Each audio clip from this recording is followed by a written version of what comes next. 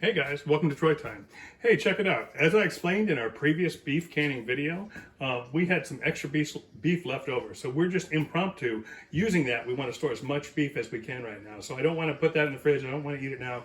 I really want to store it. So I'm busting out my second favorite canner, which is the Instapot Max. Okay, this guy is great as well. They're very reasonably priced on Amazon. This guy can do 4 pints. So we're gonna do 4 pints, or try to get 4 pints of beef into this canner. We're gonna run it at the same time as our Nesco Carry can. We're gonna put 4 pints of meat into this guy and get it up and going.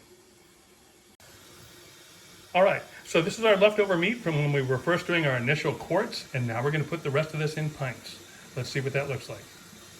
Okay guys, so you can see our canners already going in the background. That's our quarts, okay? But we still got a lot of leftover meat. So we're gonna put these in the Instapot Max. It has to be the Max. You can't do it in the other Instapots. The Max can do pressure canning, which is awesome. So you can use it for a pressure cooker and as a pressure canner, right? I love that one as well. The reason I like this one a little better than the Max is because this one can do quarts, but the Max can only do pints. But it's still super helpful, especially for instances just like today, where we've got some extra leftover stuff and we want to get it canned up. We're already spending our time canning. We've got all of our supplies out, so why not run those extra 4 pints and get those going too, all right? So we got the lids off of these. We're gonna fill these half up with water.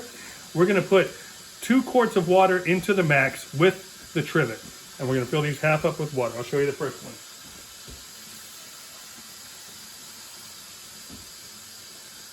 Just like that, we're putting 4 of those in the Max. Okay guys, so this is what that looks like. These are the 4 jars with 2 quarts of water. Each jar is about half full. We're just gonna warm these up because we need everything to be warm. All right, so to warm these, we're just gonna go canning. We're gonna have venting. We want it to vent, right?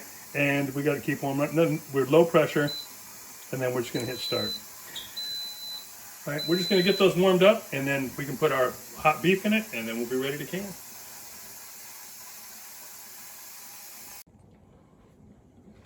All right, so now we're gonna fill up our pints. We got our big canner going in the background, and we got his little buddy Instapot Max heating up over there, getting ready to go.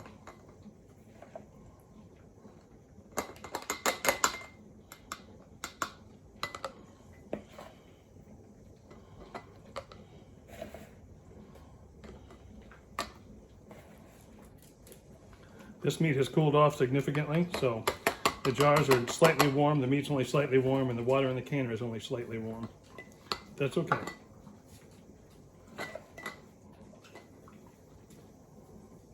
A little bit for Finn. Finn's always close by when we're handling food. He's a good boy.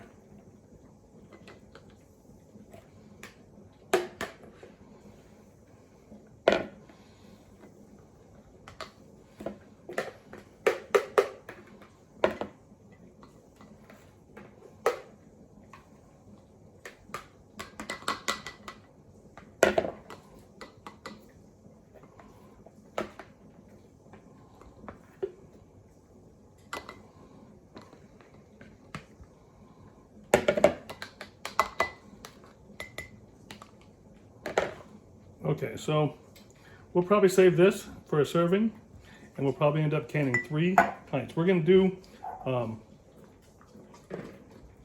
another glass that's just going to have water in it. Okay guys, so just like before,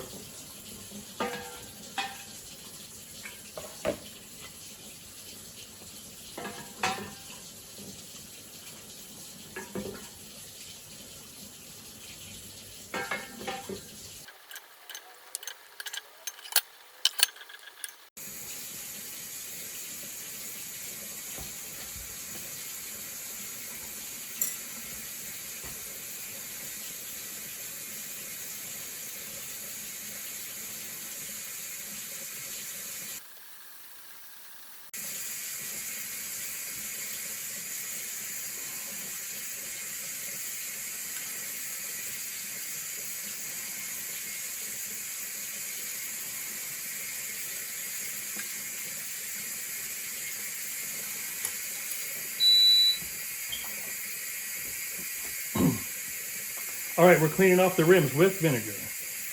This one's got a little on the inside too, so you want to rub it around on the inside a little bit. Help get that off. All the way around. This way we don't have to worry about it because there's nothing in it. All right. Lids, baby, lids. Let's do this. We need 3 of them. 1, 2, 3.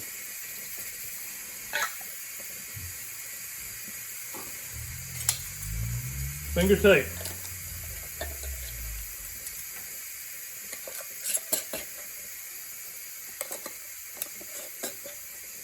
All right, let's put these in the canner.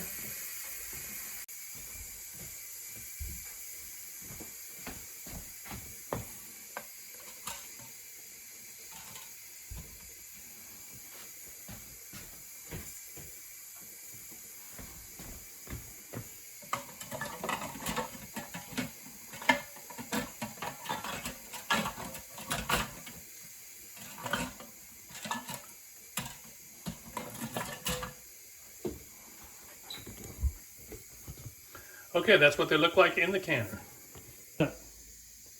We're going to go canning. We are going to go high pressure. We are going to go 75 minutes for pints.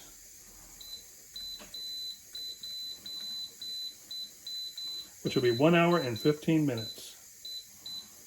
We have no venting, or natural venting, I should say. 1 hour and 15 minutes, high pressure. We are good to go. Hit start. And it will build up in temperature, and it will start its counter timer.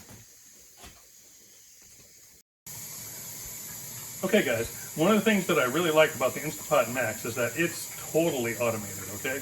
Once you set it and you set all the controls, it will handle all the little switching all by itself. So you can just totally walk away, all right? It's gonna flick its own pressure into airtight once everything happens all by itself. So it's really, really good. This one can do 4 pints, okay? So if you're just a smaller, if there's just a couple of you, that might be a great way to go. If you just got a small garden and you're trying to just can a few things, that might be a good way to go. It's totally automated. It's a little smaller, so it can store away a little easier. So if that's your thing, if that sounds like something that you would like, Instapot Max is a great way to go. Instapot Max is the only Instapot, though, that can do the canning. So be aware of that. Don't do it with the other ones. The canning is specific to the Instapot Max. Okay, a second canner is running in the background, but I just wanted to tell you that this is totally normal on Instapot Max to have it do this. This intermittent misting or release, okay? That's fine. That's exactly what it does. It's trying to just control the pressure, okay? Just like how we do venting on the other one, this one's doing the venting process automatically. Okay guys, another great component to the Instapot Max is that it has all this digital readout. You can tell exactly what's going on. If you look there, it's preheating, it's in the preheat procedure, and also it's giving you the temperature inside, right? The magic number for us when we're canning is 240. It's just about, oh, there you go, just like that, good timing. So 240 is the actual kill zone for everything you want to kill when you're canning. It has to stay in that 240 range, right? So once it's stabilized, just starting to go, it'll go, this will probably get up to like 245, 247, but you need to get to 240, and it has to stay there for a certain amount of time to kill all the stuff that you're trying to kill when you're doing the canning process. But this one gives you the temperature gauge, which is really nice. And it also gives you the little dots up top so you know exactly like at what point in the process you are. You've also got the timer when it actually kicks on, it'll kick on the timer. So just a lot of feedback. You can tell exactly the way everything is set, okay? So super nice options on this one. I don't know if I mentioned it previously, but I actually started canning with the Instapot Max. And I liked it so much, I wanted to get a canner that could do quarts. So that's why I got the bigger one as well. This is a great option, though, if you just have a small family or you have a small garden or you're only doing a little bit of canning. See, look at that. So we are at 243, so it's been totally stabilized above 240, and now it's kicked on automatically. We didn't have to do anything. It's kicked on right to our 75-minute timer. And it'll hold the release and do a natural release, and then it'll release everything automatically another hour or so after that. So all those little dots up top, that's kind of like your timer winding down too. So this is your cook time, and then the other set of dots there up top, it's going to be your cool down time. So you can tell exactly where you're at in the process. So it's really nice. Just a quick snippet to show you, 246. And you'll probably get a couple more degrees warmer as well. There you go, 248. That's exactly the reason why you pressure can low acid foods, right? Because water boils at 212. So in a regular just water bath, you can't get to 240 degrees, right? You need to pressurize. And it's harder to pressurize at different altitudes, right? So that's why you pressure cook. That's why you have pressure canners. So make sure you're not trying to can in just a regular old pressure cooker. You need to use a pressure canner, okay? And that's what I say. So that 247, 248, that's the temperature you need to make everything safe. Okay, guys, you can see that we're winding down to our last minute here on the timer for the Instapot Max, and we're still at 247 degrees. So that worked out awesome. And we're going to go into that third section of lines. So you can tell where he's flashing right there. It's going to jump over to the other cool down section. Okay, we've got it set to no venting, right? So that's going to happen here momentarily. We're just going to watch that process. Hopefully I've timed this well. There we go. So now the actual processing time is done, and it's going to stand, and it's going to go for about an hour or so. The machine will take care of it, and then when it's time, it will actually automatically release as well. So we'll cut back at that time. Okay, guys, this was ready just a few minutes ago. This little light here went out. That's your safety light as far as when you can open the canner, and we are good to go. So it's time to open this up and see what we got.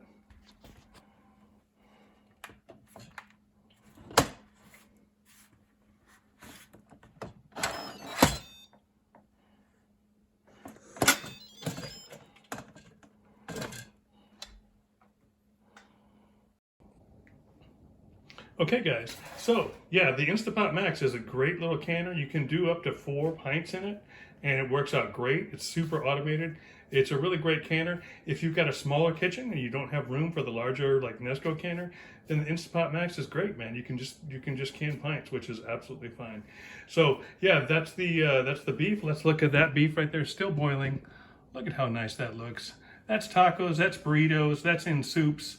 That's in shepherd's pie, whatever you want to use it for, spaghetti, all kinds of stuff, the queso dip, lots of different stuff. So that's the beef from the Instapot Max, canned in pints. Look at that, baby. Yeah, that's a lot of beef. So that's the beef we canned tonight. We did 4 quarts in the Nesco Carry canner, and we did 3 additional pints in the Instapot Max. Came out great. This stuff is awesome. You can use it all kinds of ways, guys. Hope you guys are canning this beef. It's just going to get super expensive in the future. You're going to want to have some of this on hand for emergency and for convenience and to save money. So, hope you're doing this. Get yourself a canner. If the Nesco canner's too big, then pick up the Instapot Max, right? You definitely should be doing this. Store some meat. Hope you guys are following along. This is Troy Time. I'm out.